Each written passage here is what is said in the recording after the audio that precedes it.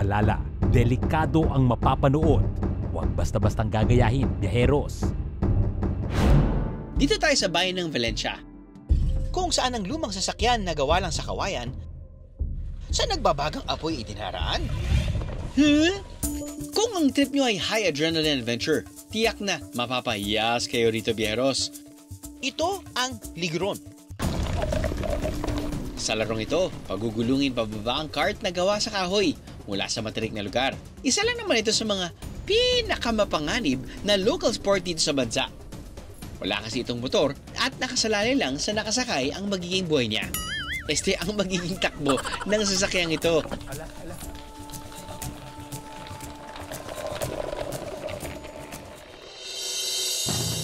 Hindi lang ito basta pakitang gilas, kundi tagisan ng lakas ng loob. Alam ko, ikaw yung game master. Oo. Okay. Teka lang, sila ba yun? Yes.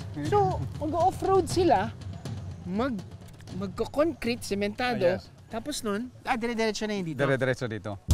Magkakaroon ng dalawang level ang karerang ito. Isang pabilisan at isang paangasan. Let's go, player number 1! And 3, 2, 1, go! Oh my goodness. Oh my goodness. Hala.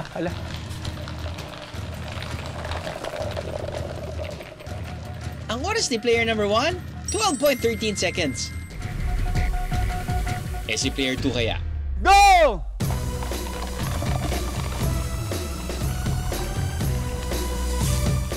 Oh, yun yung nakakatakot dun eh. Ay, wala lang. Parang papunta ng palengke. Mas mabilis si player 2 ng may 10.42 seconds. Player 3, are you ready? 3, 2, 1, go!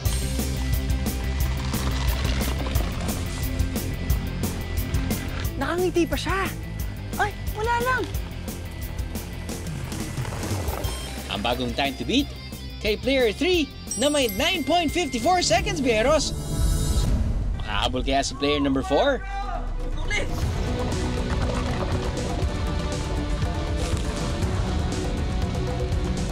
Parang papuntang simbahan.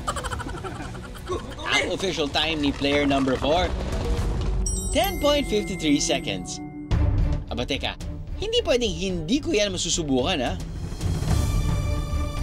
Ito, kasi talagang ginagano talaga yung utak ko. Puputok yung utak ko.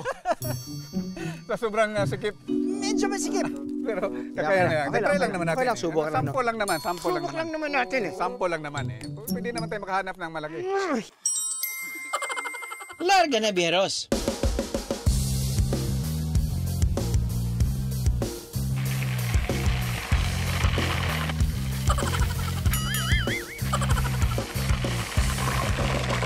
Galing. Panalo, Galing, panalo. bro.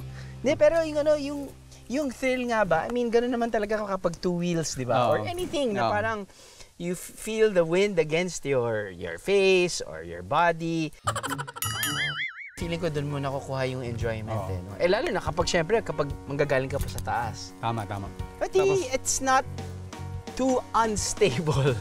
I mean, kasi syempre, di ba, pagdating sa kanyang build, nararamdaman mo nga yung flex, nakakatawa. Lalo na kung dadaan ka doon sa may rough road portion. Ganun talaga yan, di ba? Galing. Ngayong nasubukan ko na ito, tatabi na ako sa Gedli, biyeros. Dito tayo magkakaalaman sa mainit-init na challenge sa kanila. Tumalon sa nagbabagang apoy sakay ng Ligron? Yes?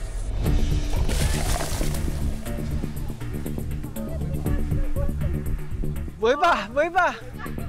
Sulfur Angas!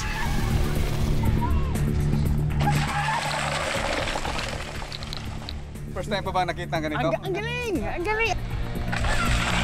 Gano'ng katagal na bang paligsahan sport ito dito sa Negros? Yung official talaga na race na well documented. Oo.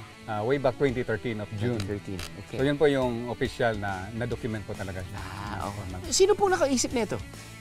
Bali itong Ligron kasi matagal na to.